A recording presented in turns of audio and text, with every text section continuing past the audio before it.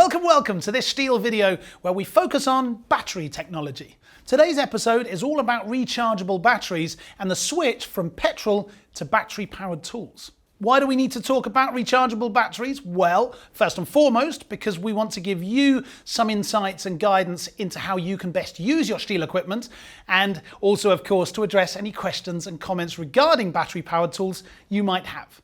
You expect the highest standards from STIHL, and you know what? We listen to you. So, in this episode, without further ado, we're going to take a look at some of the quality features that make STIHL products what they are and why they remain the same even when switching to battery power. My name is Matt, I will be your host for today. You might know me from Timber Sports, but today we're swapping the arena for the workshop. And to support me with all of the technical details today, I'm delighted to be joined by Paul from Product Management. Paul, you're very welcome. It's great to be working together today, mate. Thank you very much, Matt. I'm really looking forward to talking to everyone about battery-powered tools and how they can make our work lives much easier. Indeed, so let's do just that. Why don't we start off by getting a view from you of the kind of things that you and your colleague hear when you speak to professionals. What are they telling you about the products and particularly this changeover? Well, absolutely. I spend a lot of time talking to professionals, whether it's small businesses or large businesses, and we generally hear that they're really enjoying moving to battery-powered tools because they're quiet, they're low vibration, there's no emissions at the operator level, so it makes their work lives really easy. You can just pick up the tool and it works. You don't have to start the engine or anything, and you can just get on with the task at hand. So it's a really, really good thing to hear great feedback from the operators. But they do have some reservations as well if they haven't made the switch over to battery tools already. Sometimes they can question whether the tools will have enough power to get the job done or enough longevity in the battery to get the job done. So hopefully that's something we'll talk about today. So when you hear the word STIHL, you think of quality, right? Certainly when it comes to the combustion tools. Are we allowed to make the same reference with regards to the battery power tools? Exactly, yes. We've got the same quality standards that go into all our battery tools. So we've got great workmanship, great materials, and even from the cells which we put in the batteries, deliver a really premium product that's great for the operator to use. And you produce all of your own batteries, right? We do. We make our own and make and design our own batteries, which go in our extensive range of tools. So the batteries can deliver the right amount of power to the tools, depending on the application. Right. And they're also built to be really robust, lightweight, and have a very long service life as well. So we'll go into a video now from one of our colleagues in their research and development team who's going to tell us a little bit more about all the technologies that we've put into our batteries. Okay, here we go. My name is Daniel Sauteig. I am part of the product development team here at STIHL, responsible for our batteries and chargers. At STIHL, we are driving the transformation to battery-powered tools. The name STIHL stands for the highest quality and durability of our products. Of course, we also apply this to our batteries. It all starts with the cell. The cell is the centerpiece of our batteries, and we pay special attention to high-quality materials and components.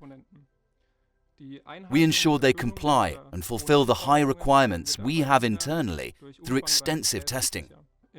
For example, by using our drum test.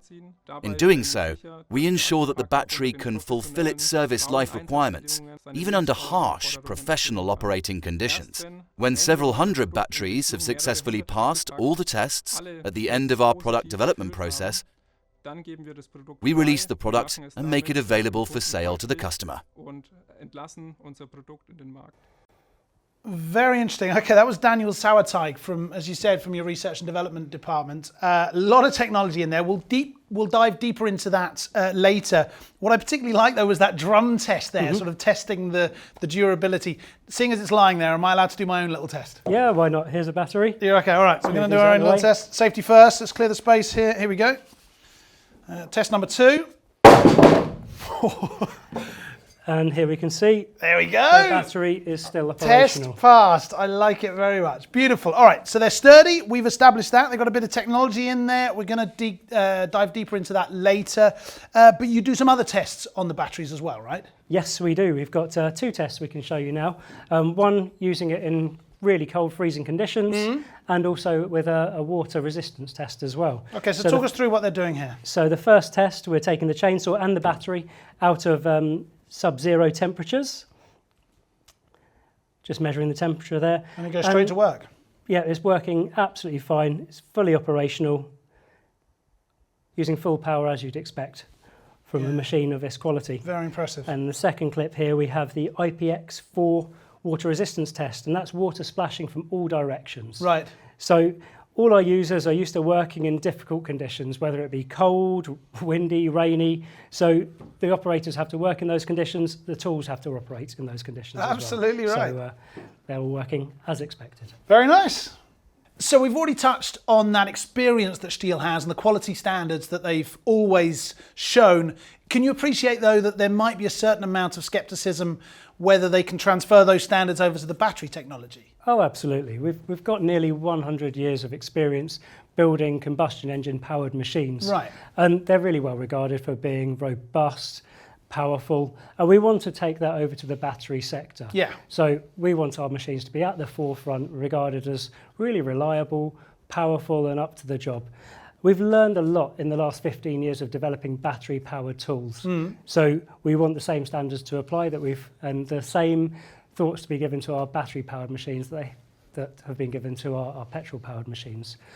But we've actually learned a lot in the former times with cutting attachments, right. gearboxes, and how the machines work. So it's not all about the power head, it's about the combination of the power head and the cutting attachment. It's about meshing those technologies, right? Exactly. Everything we've learned from engineering over the years is going into our battery-powered machines these days. Fascinating stuff, but one of the questions people often associate with batteries is it going to give me the power? Is it going to give me the capacity? Is it going to have longevity? Yeah, absolutely. We get asked that quite a few times as well, as you can expect. Exactly.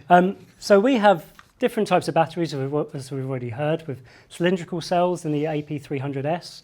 Those batteries can actually last up to 1,200 charges before seeing any significant loss of capacity in the cells. But the AP500S, with the flat laminate technology, yes, they can last up to 2,400 charges. What does that mean? So in a normal working year, you work around 250 days in that year. Yeah. So if you charge that battery every day, whether it's at lunchtime or night, that battery would last around 10 years. 10 years. Yeah, that's a long time for That's not bad at all, is it? All right. Not at all. All right. But the other issue with batteries, some people say, is not only how long they last, but as you're using them, the power seems to drop off. I think of my electric toothbrush in the morning, for example, right? You start brushing your teeth and it sounds very powerful and it's going, and then a couple of seconds later it's, and then it's, do we have the same kind of drop-off problems with STIHL batteries? Not with STIHL batteries, but that is something that does happen with batteries. As the voltage drops, they do lose power, but STIHL batteries don't lose power. With a combustion engine tool, the battery or the power is exactly the same from the first drop of petrol to the last drop of petrol. Exactly. So it should be the same for a battery tool as well. And that's the smart technology that works that out, is it? Exactly. So without going into a too deep science lesson, power is voltage, in our case 36 volts, multiplied by current in amps. Right. So our technology actually monitors the voltage. As the tool's used and the voltage drops,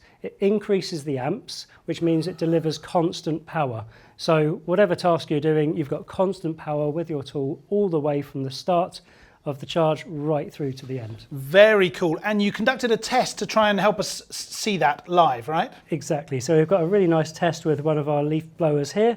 It's set up on a rig blowing a metal plate which lifts some weight. So what we can see on the STIHL tool here is it's got constant power, it's holding the weight suspended in the air all the way through use. And after about 10 seconds, the other device dropped off in power, right? Exactly. The other machine isn't able to hold the weight, so it's experiencing a lot of power, and that's not the experience you really want with a power tool. You want to have the full power all the way through its use. Fascinating. So we've seen for ourselves that they're robust and durable. We've heard about the battery capacity, the battery longevity, the power, but you also mentioned a little bit about the intelligence. That would interest me. Tell me a bit more about the smart functions here. Well, yeah, we've got a very smart battery management system, which you can just see underneath the clear cover of this AP500S battery. Right. So not only does that make sure you get constant power from the tool, but it's got a bi-directional communication between the battery and the tool. What does that mean? So it means they can talk to each other, but let's get a couple of tools out on the table first, and I'll talk you through it. Okay. I'm going leaf blower. So I've got the MSA 300 chainsaw here. So that bi-directional communication between the tool and the battery means that when I put the battery in the tool can tell the battery how much power it needs. So our most powerful battery-powered chainsaw, the MSA 300 here, needs 3 kilowatts of electrical input from the battery, whereas this smaller BGA 86 blower needs less power. Right. So it tells the battery to deliver less power. And adjusts accordingly. Exactly, and it goes between whatever tool we've got in the range. The tool always communicates to the battery, telling it how much power it actually needs. Very interesting. But you were telling me that it also can give extra power when it senses it needs it, right? Yeah, exactly. So if you're, say you've got a blunt saw chain, really putting the tool through its paces. Yeah. In the batteries, if you need an extra bit of power, the tool can tell the battery to deliver a little extra power for a short period of time. So if you're going through a knot in a piece of wood, it can deliver a little bit of extra power to help you get the job done. Very nice. And you also brought a video with you where we see robots taking batteries in and out of charging stations. What's going on here? Exactly. So what we're seeing here is us testing the bi-directional communication between the tool and the battery by putting it in and out of the brush cutter there thousands of times. Right. So not only that, it's testing the communication, it's also testing running the full charge cycle of the battery. So it's being charged, discharged, and then charged again thousands of times, just making sure the electronics are working over multiple uses. Got it. Very nice. You hear people complaining about robots taking our jobs, right? There are certainly some jobs that we want robots doing, something like that. Exactly that, yeah. Okay, let's put these beauties back so we've got a bit more space on the table. So when I'm thinking about all of the technology that's packed into these things, I wonder whether we should be concerned about safety. Are they going to overheat or anything like that? No, we've got the smart electronics in the tool that actually makes sure that it protects the tool and the battery. So at an early stage, if you're sawing through some wood with a really dull chain, or you're using a blunt cutting attachment on a hedge trimmer, it would detect that the battery is warming up or the tool's motor is overheating as well, and bring it down to a safe level by reducing the current coming from the battery. So you can, these early protection mechanisms actually make sure you don't damage your tool, as you don't want that happening. But it makes sure it brings down that power in the tool so you can keep doing the job rather than the tool just completely overheating and turning off. So it's a protection mechanism that allows you to carry on with the job at hand and ultimately get it done. Exactly, I like it. Safety first. Okay, so when we're talking about batteries, we have to talk about charging as well, right? Absolutely. So I will get you a battery charger, and maybe you can tell us all about this universe. Absolutely. So when moving to battery-powered tools, you need to think about the jobs you do and how long you're doing those jobs for to help you choose the right amount of batteries for your fleet. Makes sense. To get you through the working day. Yeah. And then think about your opportunities to charge. Right. So can you charge either on the work site during the day, where you need to charge fast on a lunch break perhaps, or back at the depot while you have your lunch, having your batteries on charge before going back to the work site. Right. Or can you charge overnight? So you could charge a little bit slower overnight. Because you have more time. Yeah, exactly. And the battery knows whether it's being charged fast or slow, right? Yeah, so these batteries can actually charge faster up to the first 80% and then a little bit slower for the last 20% just to preserve battery health. So there's some smart electronics again that preserve the life of the battery overall. Very nice. And if I've got multiple batteries? Yeah, well, we've got different options. We've got fast chargers and faster chargers for single batteries. And then I've got one just down here. We've also got multi-chargers. So this is our AL301-4. You can put 4 batteries in it overnight and it will charge them one after the other. So you can come back to fully charged batteries in the morning. Lots of charging options indeed. Very interesting. Thank you, first of all, Paul. My question to you, how do you prefer to charge? Are you a quick sandwich over lunch break charge kind of person, or would you rather let it sit all night long? Let us know in the comments how you work on site and off site. That would be very interesting. Thank you very much. When I'm thinking about charging, one final thing comes to mind, and that is when we've got teams that have got multiple batteries on the go at the same time. Tell us about fleet management and how the system can help us coordinate that. Well, of course, when you've got lots of batteries and lots of tools, fleet management can really help, and managing all those tools easily is paramount. Yes. So we've actually got a system called STIHL Connected for our tools, but in this context, for our batteries. So it's built in, you can see the little C there, Yep. this AP300S, and also it's in our AP500S batteries. Right. Now this fleet management system allows you to see the charge status, or the level of charge the last time that was connected to the STIHL Connected app. On an app or something, right? On an app and the desktop as well. So you can actually see on the Pro Portal on a desktop the charge level. So you can check, have you got 100% charge for your next day's work? If you're sitting there in the evening and you think, oh, did I charge them or did I not charge them? But not only that, it shows a lot of other interesting data. So it can show the health of the battery, it can show the amount of charge cycles that battery's been through, the total energy it's consumed. Wow. As well. But perhaps the really handy feature on there is a little LED light where you can send a little notification to the battery from your app. So if you've got 40 batteries on the shelf in the workshop and you don't know which one to pick up, you can light up the little LED and go and pick that one off the shelf to give to that the operator that you'd plan to give the battery to. So I see. So better than rummaging around and looking at serial numbers like we used to, maybe. Exactly that. A bit of a time-saving thing. Okay, I've got a couple more questions for you before you go, if that's okay. I'm going to put the charger back, and I would be very interested to know about ergonomics when we're working outdoors. What kind of options have we got there? Well, absolutely. If you want to have a lot of power from a battery and longevity, then it does come with a little bit of a weight. So Right. we have a few options to take that weight out of the tool and put it on either on the hip or the backpack. So let's take a little look at a couple of the solutions we've got here. I'll put on this hip belt with a shoulder harness, and you put on the backpack. I'm going backpack, yeah.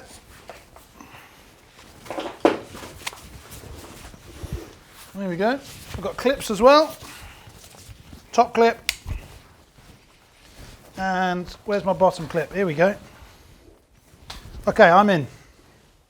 There you go. So you've got your connecting cord there as well. So what we've got is a backpack here that you can fit the battery down the bottom to deliver power to the tool via a connecting cord. And you've also got another space for a battery just above it here. So if you just turn around, what we've got is a connecting cord that can deliver power directly into the tool for tools with a slot.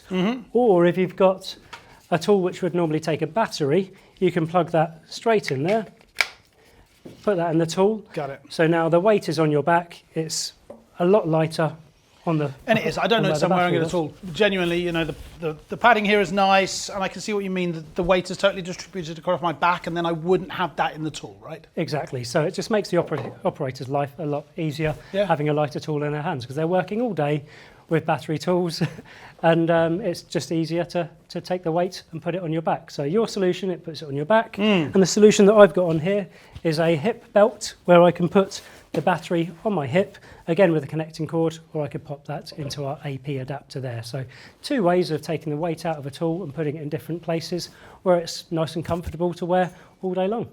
Very important, ergonomic working, very, very important indeed. I've got one final question before you go. We've heard about all these fantastic devices today.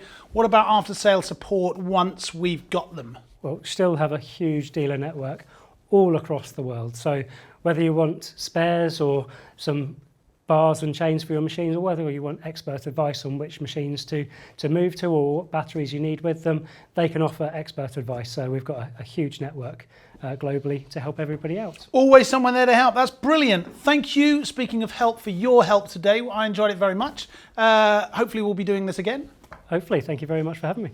Beautiful. Thank you, Paul. And thank you also for stopping by. We hope that you learned something. We hope that you enjoyed the time with us as well. Maybe you'd like to ask us some questions, pop them in the comments. That'd be fascinating. Paul and his team will do their very best to answer them. And of course, click that magic subscribe button, and then you'll be notified about any other future STIHL videos. Until then, from all of us here in the workshop, thanks for stopping by. Take care of yourselves. Bye-bye.